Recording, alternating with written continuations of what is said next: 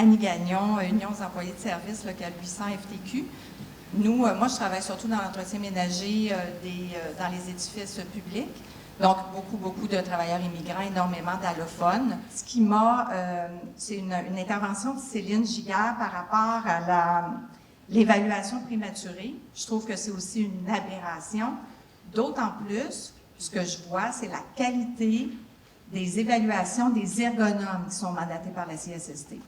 Je trouve ça épouvantable. C'est non professionnel, c'est imprécis.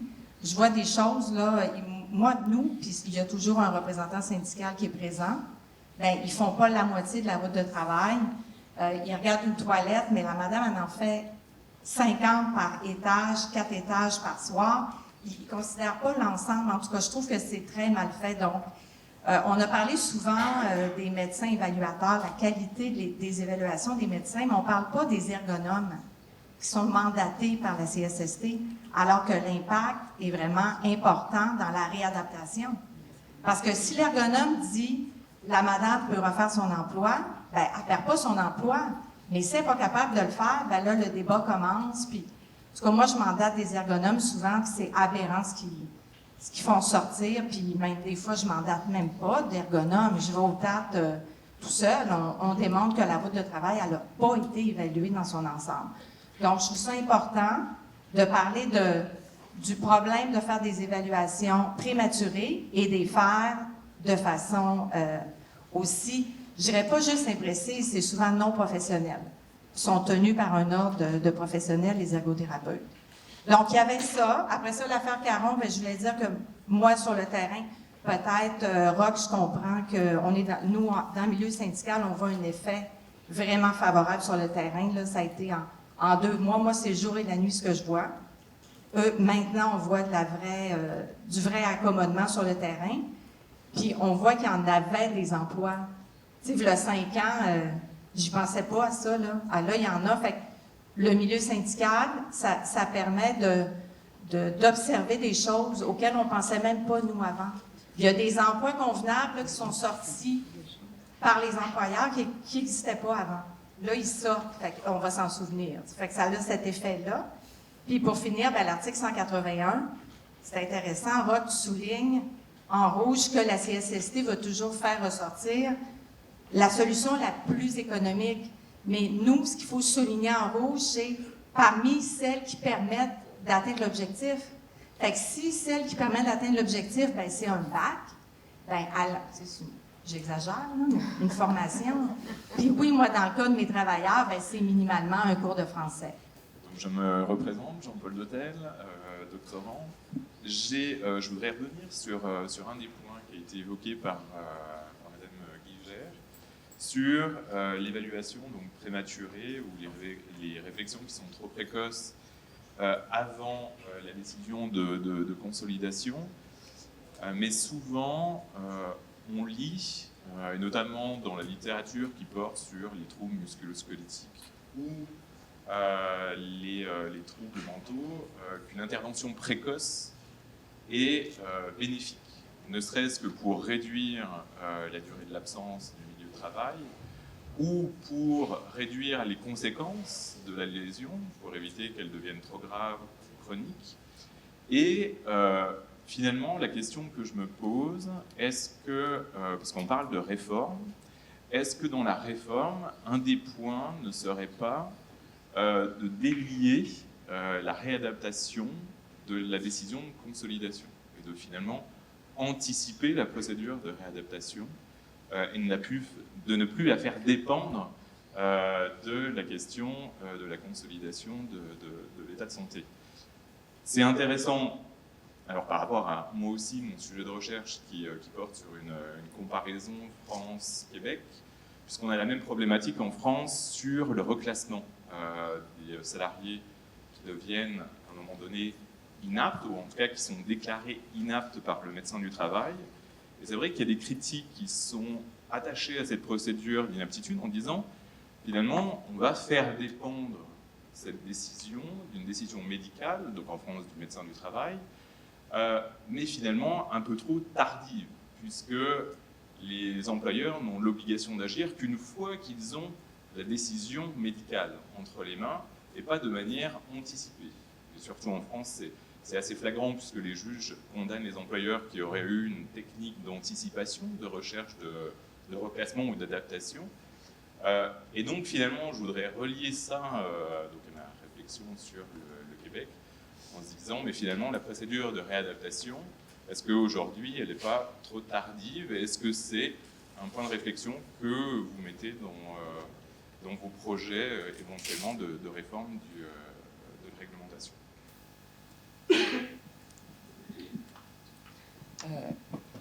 Moi, c'est mon avis, là. Mais moi, je pense pas qu'elle devrait. Je pense que on doit conserver la consolidation. Les gens ont le droit d'être traités. Puis, je vois pas comment. On pourrait avoir, tu sais, la protection du droit de retour au travail. Je suis d'accord avec ça. Mais quand notre régime, les objectifs des acteurs sont le moindre coût, hein? Ça coûte le moins cher. C'est pas, on peut pas laisser tomber, puis on peut pas commencer une réadaptation. Ben, on peut peut-être la commencer dans certains. On ne peut pas parler de commencer une réadaptation, mais on peut offrir des services, et ça, c'est faisable, même avant consolidation. Je ne sais pas, mais les travailleurs allophones, s'ils ont certaines capacités, ils peuvent déjà, je veux dire, améliorer leur français ou leur anglais. Il peut y avoir des mesures qui peuvent être prises, mais on peut pas parler de réadaptation puis de capacité de travail sans savoir les limitations fonctionnelles de quelqu'un. Et ça, on va les avoir uniquement à la consolidation. On les aura pas avant, on peut pas. Sinon, je veux dire, on va avoir, comme je vous disais tantôt, des interventions qui sont prématurées, qui entraînent d'autres lésions, puis qui font en sorte que le climat de retour au travail n'est pas bon, parce que on spécule. On spécule. Puis moi, je vois mal, tantôt on parlait des ergonomes, je ne comprends pas un ergonome qui se présente dans un milieu de travail pour faire une étude de poste en fonction d'un travailleur ou d'une travailleuse, qu'on ne sait pas encore ses limitations, qu'on peut penser que peut-être ça va être ça. Je vois pas comment. Puis, à l'inverse, on veut bousculer parfois justement la définition de tout ça alors qu'on est avant la consolidation. J'ai même vu dans certains cas où on savait que le travailleur devait se faire opérer, puis avant même l'opération, on va aller voir ton poste de travail. On n'a aucune idée, même s'il n'y aura pas des complications lors de l'opération. À l'inverse, lorsqu'on dit bien, la personne est en attente de ça, est à la maison seule, a besoin de quelqu'un pour l'aider à pelleter, non, on va attendre de savoir si ça va avoir des lésions puis des conséquences graves.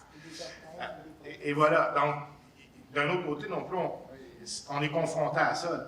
On ne peut pas là où il y aurait besoin d'aide actuellement, le système dit non, c'est prématuré. Puis là où ils n'ont pas encore besoin d'aide, là, on fait tout pour rentrer dedans. Il y a un déséquilibre certain. Bien, brièvement, je vais aller dans le même sens. La CNESST a le pouvoir d'enclencher les mesures de réadaptation quand elle le veut, et quand ça fait son affaire, elle le fait. Quand elle ne veut pas payer, elle dit non.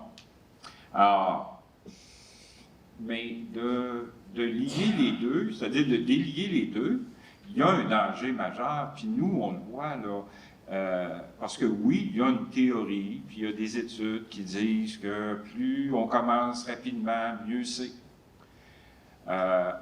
Mais nous, l'étude qu'on a faite sur le revenu, c'était justement parce qu'on se disait, on les lisait toutes ces belles études-là, puis on voyait que les gens étaient retournés travailler, puis étaient heureux, c'est bien. Et l'étude finissait, 2-3 mois après leur retour au travail, puis c'était bien.